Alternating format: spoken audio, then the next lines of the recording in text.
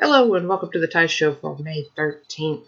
Today, not much really to talk about in the world of sports. I'm going to run over some big talking points that I want to talk about, and you guys can leave your comments on what you think of the episode. First things first, I want to go into the MLB 2020 season proposal in depth.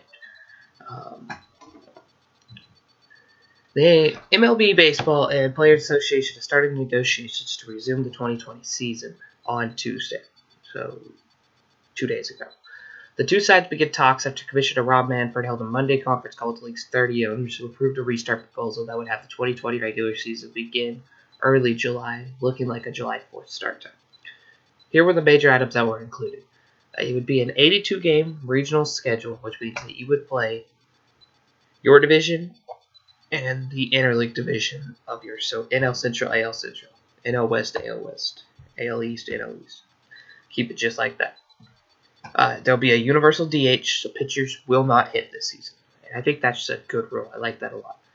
82 games, I'm fine with that because we're not starting till July. That still gets you all the way to October. It just cuts off those first 78 games. So these season's halfway over. Universal DH, I'm all for that. It's better that pitchers don't hit because they usually don't hit. As cool as it is to see a pitcher hit a home run, it would be a lot more entertaining to watch DH on every team. Each team will have a 30-man active roster and a 20-player taxi squad. Let's look up real quickly what a taxi squad is, if it will. But 14 teams will make the postseason instead of, so they'll add a couple teams into the postseason. Well, games will be played in the home cities in October. So in home stadiums in October, 14 teams. So what is that? 4 wild cards? I think it's 4 wild cards.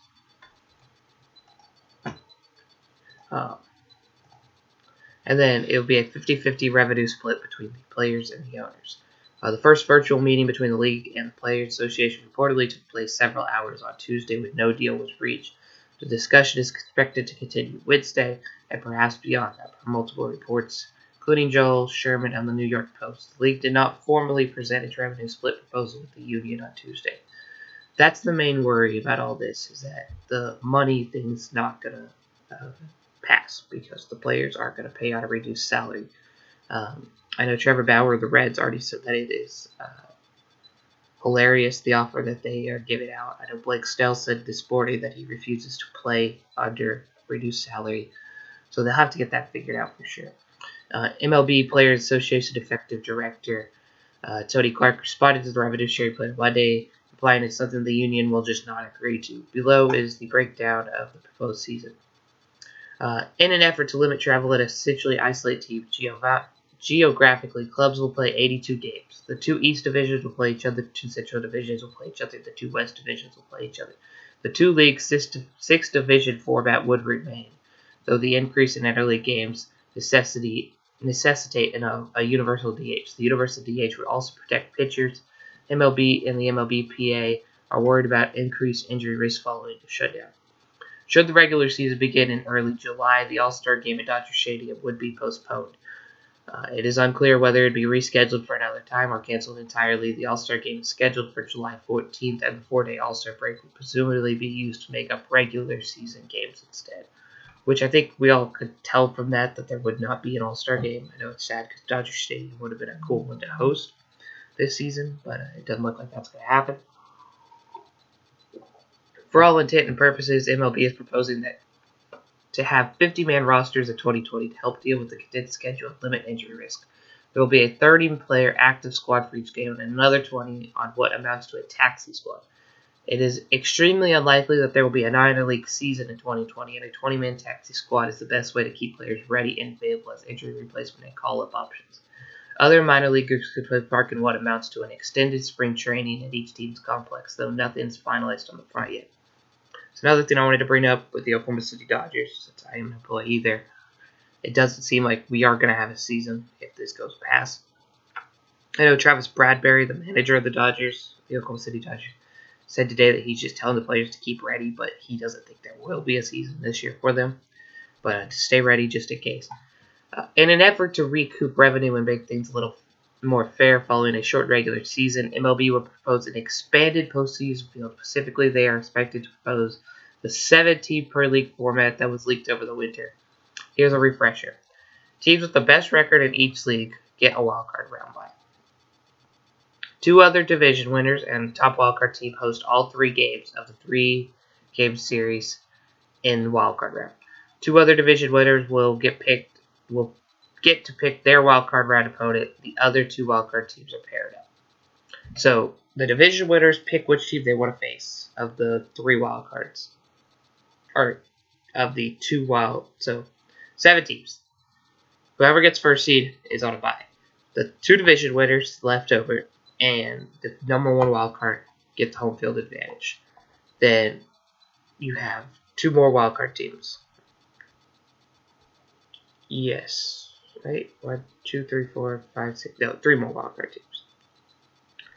So the division winner gets to pick which opponent they want, and then whoever's left over, the first wildcard team gets. Players are not paid salaries during the postseason, but they do receive bonuses through postseason share, and the MLB PA would presumably be on board with an expanded format. Maybe not this format specifically, but a format that puts more teams in the tournament, generates more revenue, and leads to more postseason shares. Should be noted, plans to play additional regular season games in October and push the postseason back to November has been shelved for the time being. MLB does not want to have to shut down the sport in the middle of the postseason if there's another COVID-19 wave in the fall. Their goal is to play as many regular season games and a complete postseason as quickly as possible. And then we go into the revenue sharing plan, which is the big thing in this because this is what everyone's getting upset about. Despite agreeing to prorated salaries in March, MLB and the owners will seek additional pay reductions from the MLBPA to account for the revenue lost by not having the fans in the stands. MLB will propose a 50-50 revenue split in 2020. How that money is distributed among the players is presumably up to the MLBPA to figure out. Revenue sharing arrangements are common in other sports. NFL players get paid 48%, NHL players get paid 50%, and NBA players get 49 to 51%, depending on expected revenue. But it would be unprecedented in the MLB. MLBPA Executive Director Tony Clark said the union is done negotiating salary terms after agreeing to prorated salaries. The salary reduction issue figures to be the most significant hurdle that has to be cleared. I don't mind the plan. It will be interesting to see what happens with the revenue sharing plan because I know a lot of players are upset about it. Like we said with Trevor Bauer, with Blake Snell. And losing the minor league season hurts me, of course, because it's my love of sports. I have worked for a baseball team, and now this upcoming season I have not been able to work at all for them. I'm still working one job, and I'm still getting paid unemployment right now, so it's all fine. But it would clear up a lot if the Dodgers were able to come back and give me a stable job to work at for at least the summer. But it doesn't look like that's going to happen. I'll have to wait till next year to do anything like that. But postseason I'm fine with. I think it's very interesting. I don't know if I like the pick your wildcard team format, but I don't mind it. I think the playoff format right now is really, really good. I know they're doing it this season because it's unfair that they're only playing half the games, so it makes sense. But yeah, I think we're just all ready for baseball to come back. I've been enjoying the Korean Baseball League a ton. I didn't wake up and watch it today, but I've enjoyed it a ton to watch, and I miss MLB for sure. I think we all miss MLB. I think we're all missing all the sports in the league. Be that the NBA, MLB right now, the NHL playoffs would be going on. All that stuff that I'd be sitting here and watching. Instead, I'm sitting here watching a rerun of Notre Dame and North Carolina college soccer from earlier in the year because it's the only thing that's on right now. But we have UFC right now, which has been entertaining if you're into that. But one more thing I wanted to jump into is that's the main portion of the MLB thing. But another thing I wanted to talk about was that the Oklahoma City Energy, the USL team in Oklahoma City, returned to practice today. I know Aron Bezvijek He's from New York. He said that those people back home have contracted COVID-19. He said, "Thank God everyone's doing well." His parents live in New York, and he stays in daily contact with them to check in on their well-being. My father went back to work the other day on a construction site in Manhattan, which is the epicenter of all of this. He said that his dad wanted to return to work, also wasn't reluctant to get back to his job. Energy FC has returned to practice officially today for the first time since the USL Championship suspended the season on March 12th because of COVID-19. He said anything feels better than doing nothing. The league hasn't said when or if the season will resume, but on Monday, it allowed the clubs to return to practice in groups no bigger than 4 individuals. Energy FC took 2 days to prepare before actually practicing, make sure it had enough Lysol wipes and hand sanitizer on hand to go through protocols with the team. They're also checking temperatures. As soon as they walk in, they're all wearing masks when they're not practicing. But you can go look at the picture of the practice. Oklahoma City franchise has established measures for its players during practice that are more stringent than the league retired. Our number one priority is making them feel comfortable and safe, said General Manager Jason Hawkins. All players on Wednesday could only enter the practice facility one at a time. They each had to wash their hands before taking and leaving the field and must wear a face mask to and from their practice stations. They have to wear their face masks. They have to wear their face masks while practicing, Hawkins said. Or they do not, sorry. Players are only going through individual drills. Energy FC divided its practice fields into half with 30-foot buffers in between. No equipment is being shared. Right now, we don't even have them sharing a soccer ball. Goalkeeper CJ Crowson appreciated the added safety precautions. His wife Elena gave birth on May 5th to their first child, a baby girl named Charlotte. Cochran admits that he was a bit reluctant about returning to practice with the newborn coming home and the threat of COVID-19 in the air. He said there was a little bit of hesitation, but once I saw the procedures put forward by the Energy, which are exactly the same procedures we go through when we go to the hospital, I feel a little bit more comfortable. Once the team showed me the procedures, that kind of eased my mind.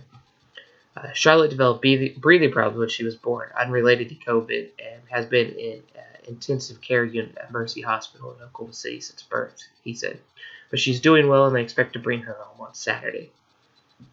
Since the shutdown, the Energy FC coach, John Persala, has met at least twice a week with his team on Zoom. They had been itching to get back on the field since they lost their club opener on March 7th to Colorado Springs 2-1. 0-1 was quite a long time now, he said. The last 2 months have not been easy for this group. They are chomping at the little bit. You can see it today. They were raring to go from the beginning. Priscilla said the club and the USL need at least 3 weeks of training as a team before the season can start back, which he expects is still more than a month away. He is optimistic there will be a season, but not optimistic that fans will be allowed to attend the games. I don't think people are comfortable enough to gather in massive groups yet. He said, I think that there will be empty stadiums for a while. But everyone on Wednesday seems happy to at least be back on the soccer field and practicing for the first time in 2 months. It felt really good to be here. Basiljevic said, it feels like we are getting back to a little sense of normalcy. It's cool the Energy open back up practice. I know they put up some real stiff safety precautions, which I think a lot of people should do in this situation. But yeah, they're practicing. They said it would be about 3 weeks until they'll be ready and then the season can start. So we'll see if we get some USL soccer back here in Oklahoma City. I know the MLS is thinking about returning to Disney World, so we'll see what happens there. That's it for me today. Leave a like, comment what you thought of today's episode. If you have anything you want me to talk about, please leave it in the comment section. Keep safe, keep healthy, please wash your hands, and take care. God bless. I'll see you all tomorrow.